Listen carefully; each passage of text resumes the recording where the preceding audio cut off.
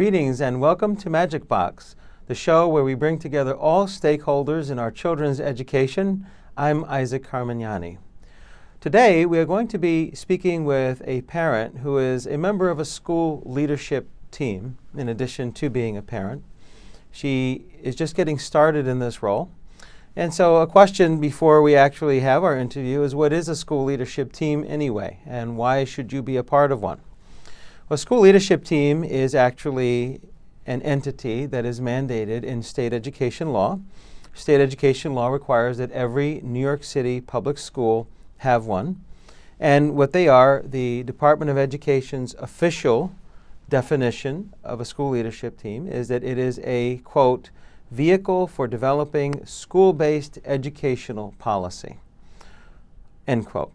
So in reality, what this is a team that has all major stakeholders in the school as members: administration, faculty, union, and parents. And they come together to make decisions about the school. That's basically it. In some ways, you could say it's the governing board of a school. And so it's a place where a parent, even a starter parent, if you will, can have a voice. So that being said, we're going to have our interview. So Danielle, it's nice to have you on the show today. So can you introduce yourself a little bit so that our audience knows who you are and where you're from? Sure. My name is Danielle Healy. I live in Astoria. I have two children. One is 7 and he is in 2nd grade. My daughter Josie is in pre-K. She's starting the first year of full-day pre-K, and it's been very interesting. So I am a very involved parent in our school. So it's full-day pre-K. This is something new for the city. What does full-day pre-K mean? What are the hours? It means that my daughter gets ready with my son, who she gets very excited about, and leaves the house at 8 o'clock. We get there for 8:10. It starts from 8:10 and ends at 2:30, so it's an entire full day. And she loves it. I thought it would be an exhausting time period, but she thrilled. Wonderful, wonderful. Now we were talking about your involvement with the school. So you said that you're on the school leadership team? Yes, I was trying to volunteer as much as I could for PTA, and I was attending a meeting, hoping perhaps I would join the PTA as a position on the Parent-Teacher Association, but it ended up that I became a member of SLT because someone had suggested I run for it. And so myself and my colleague Eleni, we were sitting in the audience and no one threw their hat in, so we decided to volunteer our time without really knowing too much what we were doing. And so we've been attending 2 meetings so far, and it's been a interesting experience, a huge learning curve, acronyms, just understanding what is entailed at SLT, what the dynamics are. So it's fun. So this is real world. This is how many parents get involved. What are the challenges that you feel you have to face, and how do you plan to overcome them? Well, the biggest is just learning what's been going on in the previous meetings, the dynamics of the teachers, the principals, their needs, what they're trying to establish, learning about what they are measuring, how they are going to measure it, and what they are trying to implement for this year and next year. So we were talking a little bit about your son and how initially he got a seat at another school and then had... Yes. My son tested into the prestigious Gifted and Talented program for the city. He was at 166, did I mention? And he had been accepted, but because I know my son very well, it could be the best school. He needs a lot of physical activity, so we decided to forego that wonderful seat and accepted gen ed seat at another school. And I wanted to make sure that my children have the best elementary, best educational experience they can have, because that really sets the tone for their future. It sets the tone for their perspectives in life, their personalities, their confidence levels. So I wanted them to enjoy their childhood as well. Right. So that's interesting. So the experience is not simply it must be a certain type of program, because you're looking at the thing holistically. Yes. And the overall feeling of what's going on. Yes. So My life has been very much a road of learning. I've tried everything. I don't regret anything. It's not been always the most positive, and I want my children to have that same opportunity where they're not necessarily pigeonholed into a certain program because others feel that that is the way to go. I want them to take advantage of everything: academics, music, sports, whatever it is they want. And whatever they want to do, that's where I'm going to go. And learning has to be a joy, too. Absolutely. If everything is just push and drive and push and drive, how does your child feel? They have to live this. Yes. You know, and if parents are stressed by taking their children to multiple schools, I know there's no busing to a gifted and talented program. Yes. Right? No, I can't. I admire parents who are able to take their children in the morning and take them across town because it's, you know, a great school, and they probably do flourish in that program. I know my children, and they would not do well under that stress, so I don't want to.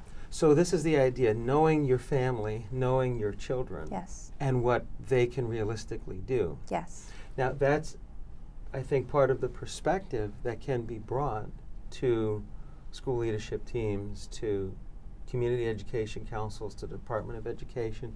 And it's many times what we hear from Department of Education officials, that they want to hear a child at one school or two schools, two different schools that are far apart. What does that mean? In one community it might mean a short train ride. In another it may mean a train and a bus. Yes. In another it may mean two buses. Another it may mean you have to drive them. And how does that impact your schedule? So bringing that familial perspective is what we do best. That's what I hear from a lot of parents, and has been my own experience as well. Now, another one of the things that I found in our school, one of the challenges was funding. When I was at my PTA, we lost all of our funding for our after-school program. And every year it was a struggle after that to get our funding. Every year we had to battle for it. And so how is this for you? What are some of the challenges that you've seen? Well, we are fortunate. Our school has a wonderful PTA, very involved parents. But I do feel that in this day and age with two-income families, it's very challenging just trying to get parents' attentions.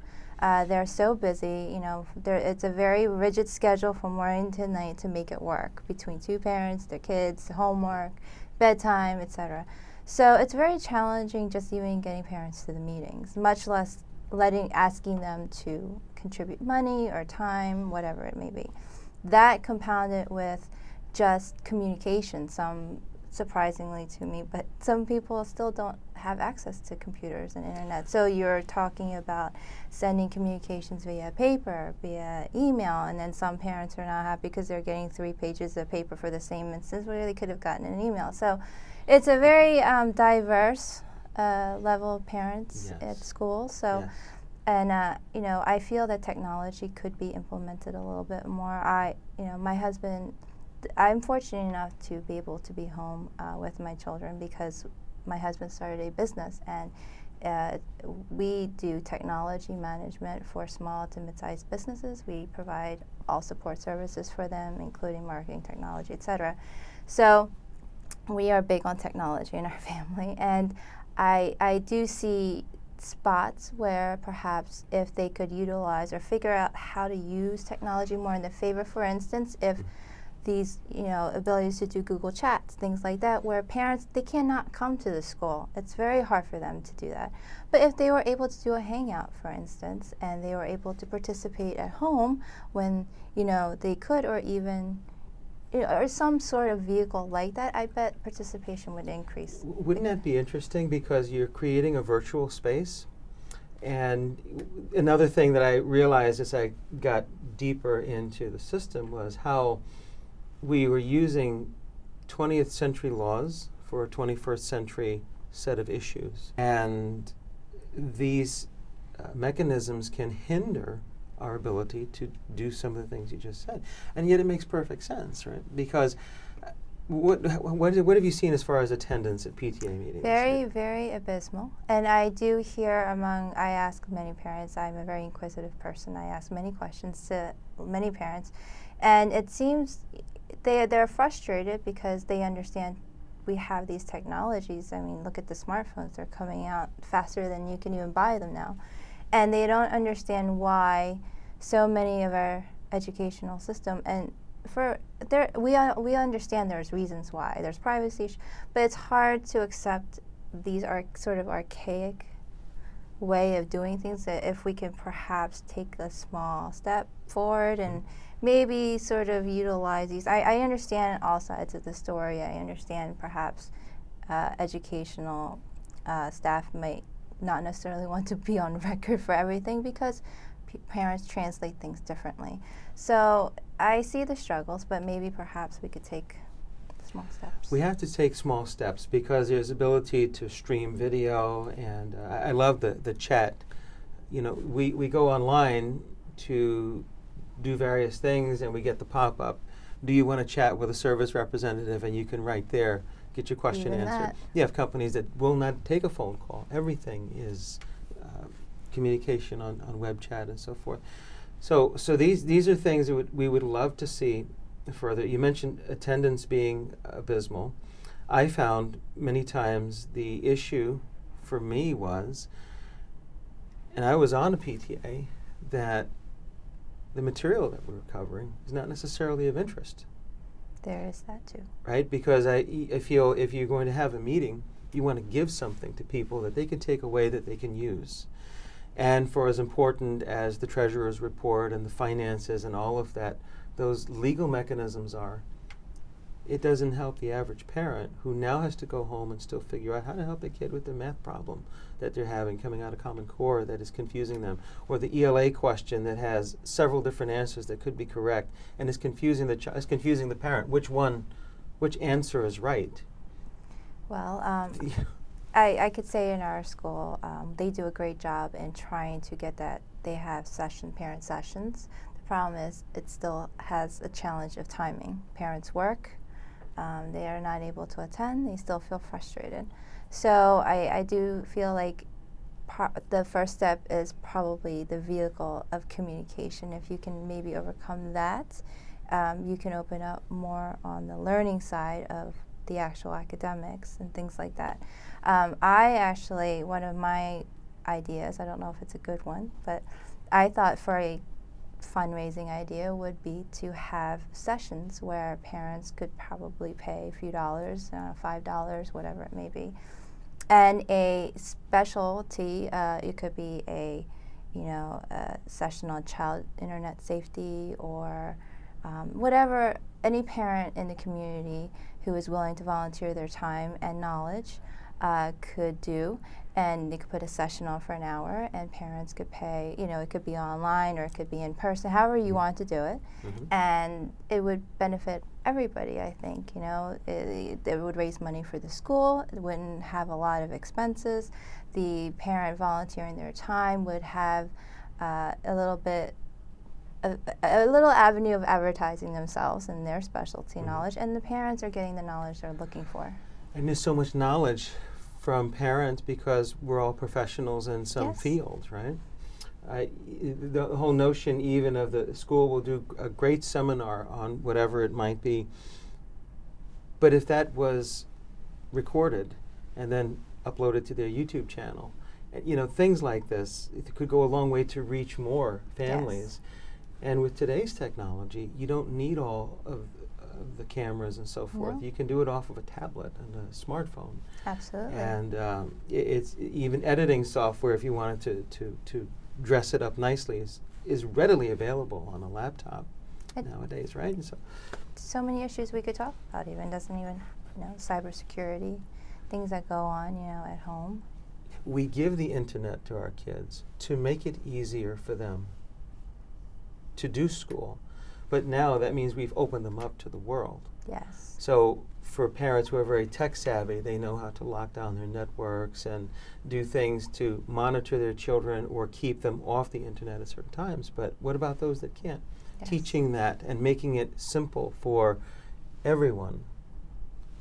There's so many things that we can cover, and that would make it easier to involve more families. Yes. Now, mind you, this doesn't deal with the digital divide, but there's not one solution for fitting all.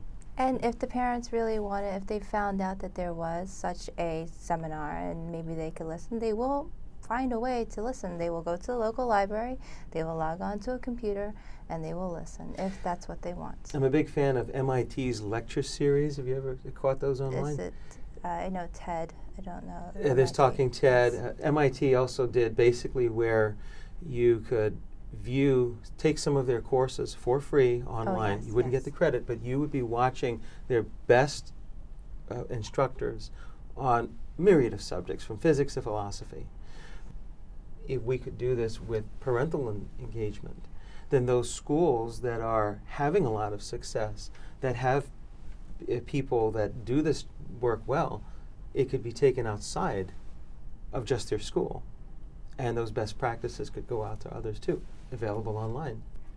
In your school, now there's a lot going on that's good at your school. Yes. It sounds like. I really am very happy with, I was a little wary, going to public school. You hear the competitive New York moms, they have their kids speaking 3 languages and doing 2 different, yes, and they go to the best schools, and it's almost sort of like when you're having a baby and you go to Babies R Us, and practically you could just get away with using 3 things, but the guilty mom feeling in you feels like you need to buy these name brand 10 things, and you walk out spending way more than you anticipated. But it's a struggle. I do think that if you're going to be a good parent, it's a very good balance between just letting your child know that you're there, even if you're at work or whatever your busy day is, just letting them know and listening to them and having a safety.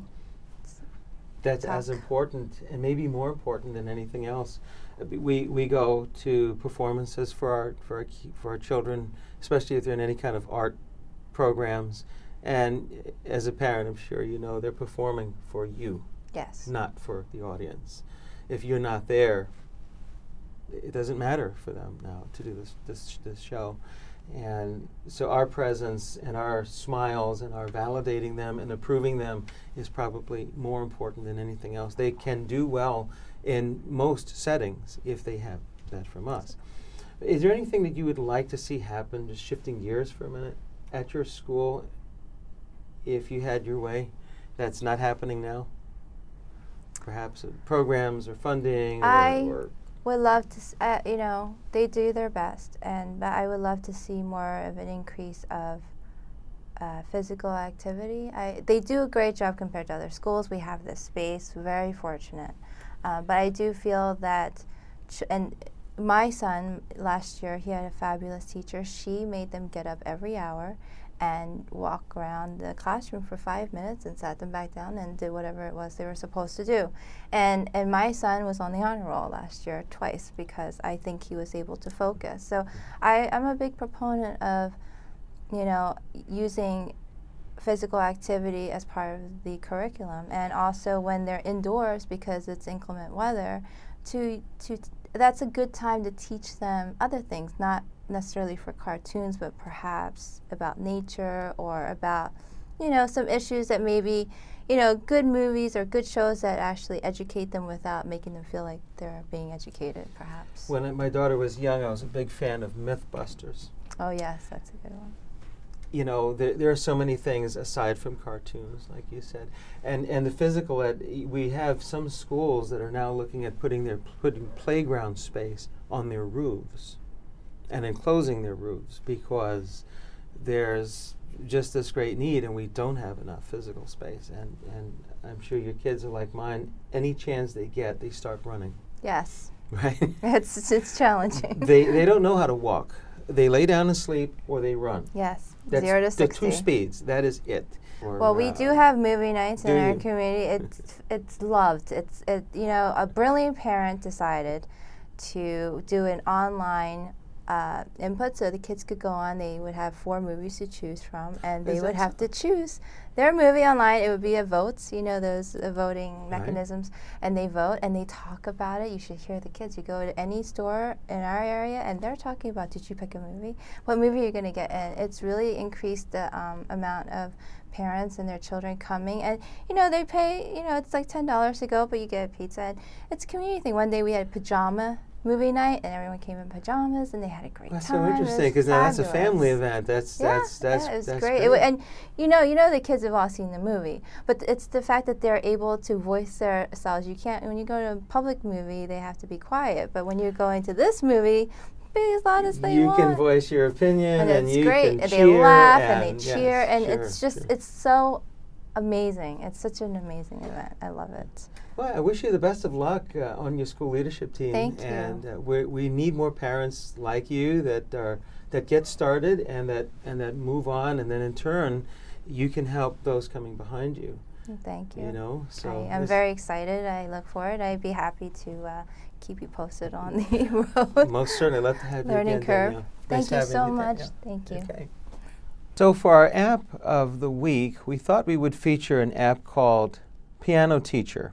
Piano Teacher is one of the most effortless piano apps that I have seen. It is on Android, and right there on your smartphone, you can begin to learn the piano. So there are 128 instruments, if we get a little technical here, that are contained in it, and more than 50,000 songs that are available. If you want to use this with your child and have some stories as to how it works for them, we'd love to hear from you on them. We know we are oftentimes challenged in either our time in getting our kids to lessons for different things, or in actually having things in our schools. So sometimes these are ways to begin to make up for those deficits.